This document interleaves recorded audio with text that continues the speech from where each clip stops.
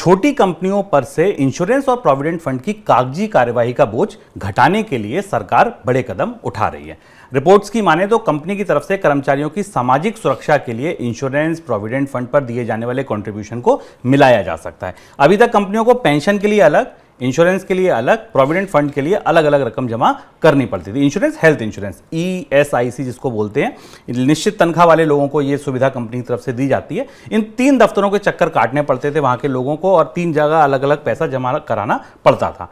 अब जब ये कदम उठाया जा रहा है सरकार की ओर से, तो अब एक ही राशि जमा कराई जाएगी और तीनों जगह पैसा चला जाएगा। इसके लिए श्रम मंत्रालय की तरफ से अधिसूचना जल्दी जारी हो सकती है। सर, क्या बदलाव का फायदा किसे मिलेगा? शुभम, बजट की दृष्टि से हम बजट की तरफ बढ़ रहे हैं और बजट के लिहाज से एक महत्वपूर्ण घोषणा है। ये शायद बजट में इस घोषणा को शामिल किया जाएगा। इस बात की तैयारी चल रही है कि छोटी कंपनियां जो अपने कर्मचारियों को 3 अलग अलग तरीके से उनके भविष्य को सुरक्षित करने के लिए भुगतान करती थी, प्रोविडेंट फंड का,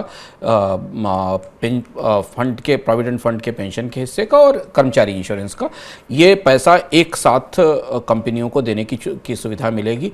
10 से 12% के आसपास जो उनका वेतन है वो हिस्सा वो से मिलाकर इसका एक कंप्लीट पूल बनाया जाएगा और वो एक जगह रखा जाएगा। फिलहाल जो तैयारी चल रही है उस हिसाब से जो कंपनियां 10 से 20 कर्मचारियों वाली हैं, जहां कर्मचारियों की संख्या 10 से 20 है, उन कंपनियों को इस बात की सुविधा मिलेगी।